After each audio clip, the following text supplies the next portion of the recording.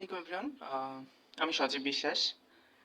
তো আমি আজকে একটা বিষয় ক্লিয়ার করার জন্য আসছি, যে হচ্ছে অনেকে আছে ভাব সম্প্রসারণে মিসকনসেপ্ট থাকে যে ভাব সম্প্রসারণ এটা পারতেছি, এরকম লিখতেছি, বইয়ের হুবাহু লিখতেছি, বাট আমি কেন 10-এ 10 পাচ্ছি না, 9 পাচ্ছি না, 8 পাচ্ছি না, আমি কেন পাচ্ছি না?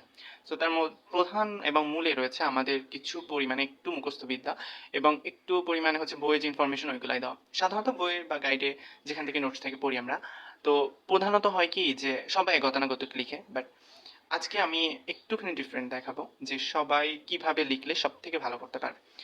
সো আমি এমন একটা দিক নির্দেশনা দিব, 2-3টা টিপস দিব, যে হলে ভাব সম্প্রসারণ লিখলে আপনারা হচ্ছে অনেক অনেক ভালো মার্কস পাবেন, প্রায় 10ও পেতে পারেন। সো প্রথমেই আমি যেটা দেখাচ্ছি, স্বাধীনতা অর্জনের চেয়ে স্বাধীনতা রক্ষা করা কঠিন। আসলে এই ভাব সম্প্রসারণটা নিয়ে আমি আসলে আলোচনা করবো আজকে, যে কিভাবে লিখলে কি ভালো হবে। তো এর আগে একটু বলে নিই, স্বাধীনতা অর্জনের থেকে কেন স্বাধীনতা রক্ষা করা কঠিন, এই কথাটা কেন বলছে। সো কারণ হচ্ছে এই স্বাধীনতা যে অর্জন করা, মানে আমরা যে স্বাধীনতা অর্জন করি, এটা কি অনেক কঠিন ছিল কিন্তু আসলে। রক্ত, তারপর এত দিনের সাধনা, এত মানুষের আত্মত্যাগ, জীবন, এত নারীর আত্মত্যাগ, কত মানুষ কত কি করছে, কত কবি, কত লেখক, কত মানুষ কত কি করছে, তাই না? সো এটা কিন্তু কঠিন ছিল, কিন্তু তার থেকেও বেশি কঠিন হচ্ছে আমরা যে স্বাধীনতা রক্ষা করব, এটা কিন্তু তার থেকেও বেশি কঠিন, এটাই বোঝাতে চেয়েছে।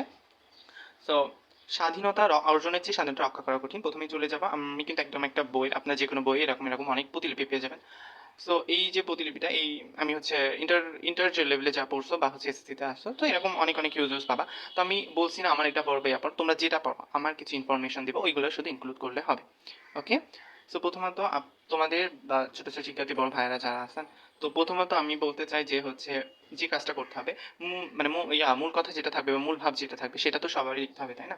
তো যার যে বইতে যা আছে ওটুকু একটু মুখস্থ করা বা ভালো করে একটু অর্জন নেওয়ার চেষ্টা করবা। সেখানে রয়েছে, পরাধীনতার নাগা পাশা ছিন্ন করে স্বাধীনতা অর্জন করা অত্যন্ত দুরূহ কাজ, কিন্তু অর্জিত স্বাধীনতাকে যথার্থভাবে রক্ষা করতে আরো বেশি ত্যাগ, সাধনা, পরিশ্রম ও নিষ্ঠার প্রয়োজন হয়। ওকে, দ্যাটস ইট, ফাইন।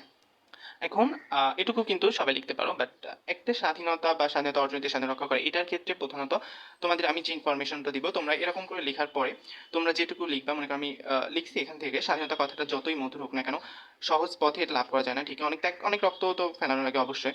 তো একে পাওয়ার জন্য যুগ যুগান্তর ধরে আমি সংগ্রাম করে এসেছি, পৃথিবীতে কোনো জাতিই নাই বিনা কষ্টে স্বাধীনতা অর্জন করেছে। তবে স্বাধীনতা অর্জনের থেকে স্বাধীনতা রক্ষা করাটা বেশি কঠিন হয়ে পড়ে, কারণ স্বাধীনতা শত্রুরা কখনোই অর্জিত স্বাদ গ্রহণ করতে দেয় না।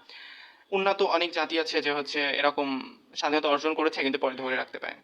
তো তার আমাদের দেশে বা বাংলাদেশের কথা একটা উদাহরণ আমরা এরকম লিখবো, সবাই এরকম সিম্পল ভাবে, এরকম যেরকম লেখা আছে সিম্পল ভাবে লিখবা, কিন্তু এর ভিতরে ইনফরমেশন কিছু কোড বা কিছু লিখতে পারো যেটা তোমার হচ্ছে বেশি দেবে। আমাদের বাংলাদেশের কথাই বলতে পারো যে যখন তোমাদের হচ্ছে স্বাধীনতার বিস্তৃতি দেওয়া হয়ে যাবে, যখন তোমরা চাবা যে স্বাধীনতা রক্ষা করা কঠিন, যখন লেখা শুরু করবা, সেক্ষেত্রে তুমি লিখতে পারো যে একটু 2 লাইন লেখার পরে তুমি লিখবা যে আমাদের বাংলাদেশে অনেক অনেক ব্যক্তি আছে যারা আমাদের দেশকে ভালোবাসে, দেশের মাটিকে ভালোবাসে, দেশপ্রেম জাগ্রত আছে, এই জন্য আমাদের স্বাধীনতা এখনো টিকে আছে।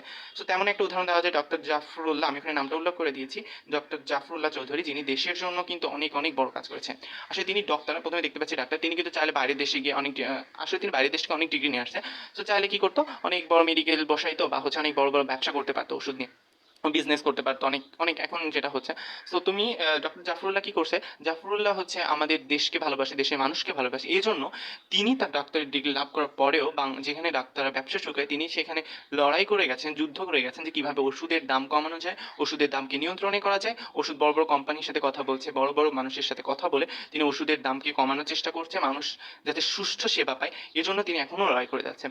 তো তার নামটা একটু উল্লেখ করা যায়। যখন আমার এর বিপরীতে একটা উদাহরণ দিতে যাব, তখন আমরা কিন্তু মাইকেল মধুসূদন দত্তের কথা লিখতে পারি।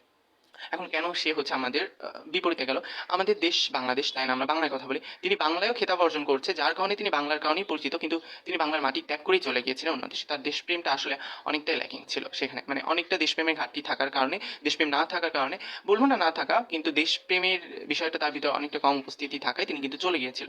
তো এরকম অনেক উদাহরণ দিয়ে শেষে মন্তব্য লিখলে অনেক অনেক, মানে এরকম গুছিয়ে লিখতে পারলে অনেক ভালো নাম্বার পাওয়া যায়। তোমরা চেষ্টা করবা বইয়ের পাশাপাশি আমার যে 2টা বা 3টা টিপস দিলাম, তোমরা এই টিপসগুলো ফলো করবা। আর অবশ্যই মূল ভাব, সম্প্রসারিত ভাব, মন্তব্য, এই 3টা অবশ্যই লিখবা, এবং হচ্ছে ভিতরে একটু ইউনিকের জন্য আমি যে 2টা 3টা ইনফরমেশন দেওয়া, এগুলো লিখলে তুমি দেখবা যে স্যার ম্যাম যারাই তোমার খাতা দেখবে, সবাই একটা আকর্ষণ থাকবে তোমার খাতার প্রতি, এবং হচ্ছে 10 না দিক 9-8-এর কম কখনোই দেবে না। আর ভাব সম্প্রসারণে 9 পাওয়া অনেক বড় ব্যাপার।